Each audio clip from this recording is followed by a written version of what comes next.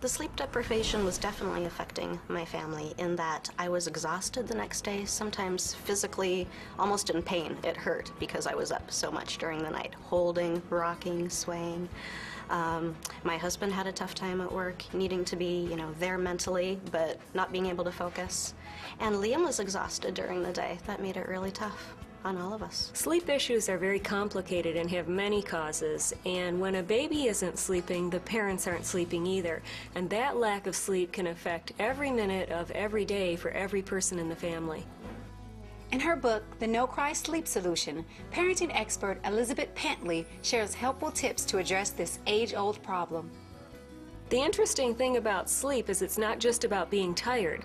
Lack of sleep can affect everything in a child's behavior. It can cause temper tantrums and stubbornness, prevent them from learning well. They're sick more often and don't recover as quickly. In addition, the parents aren't sleeping well, so they have their own sleep deprivation to deal with.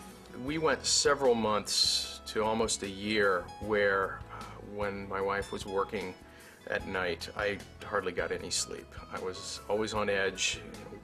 Even if he was sleeping, I was waiting for the nighttime meltdown. The biggest issues are the problems that the parents have sleeping. A sleep-deprived parent finds it hard to get through the day when they're getting up multiple times during the night and then struggling with a child who won't nap as well either. The problem with sleep is that it's very individual, so the first thing parents need to do is look at their child and try to figure out what the sleep problems are for them. For instance, a child who needs a pacifier to sleep, every time he wakes up in the night is crying and looking for someone to retrieve the pacifier. So you can either teach that baby how to find his own pacifier in the night or help him learn how to fall asleep without the pacifier in his mouth.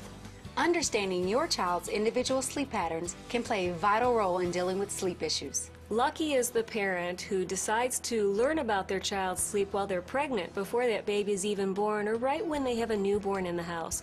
The more you understand about how babies sleep and how to help them sleep better, the less likely you'll have problems later on.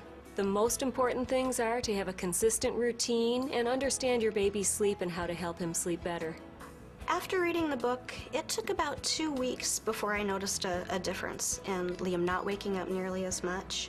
In the amount of time it took me to get him to go back to sleep, I used to be in there for maybe an hour and a half at times, and it had gone down to 15 minutes, 10 minutes.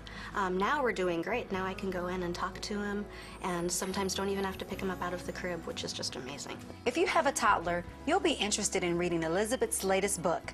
It's called No Cry Sleep Solutions for Toddlers. Let's look at some of her valuable tips. Start by maintaining a consistent bedtime for your toddler. The human body has a built-in clock that must reset itself daily. Look for natural sleep patterns that your child seems to follow and schedule sleep around those times. Encourage regular naps. Even the most energetic child can find it difficult to make it through a full day without at least one rest break. Develop a consistent bedtime routine, which can help a toddler transition from the busy, constant motion of the day to a tranquil time to sleep at night. Teach your child how to relax and fall asleep. Use a book or a bedtime story to allow them to settle down and prepare for a good night's sleep. Bedtime can become a special time of bonding with your child. This is a great way to develop and establish communication skills that will last a lifetime.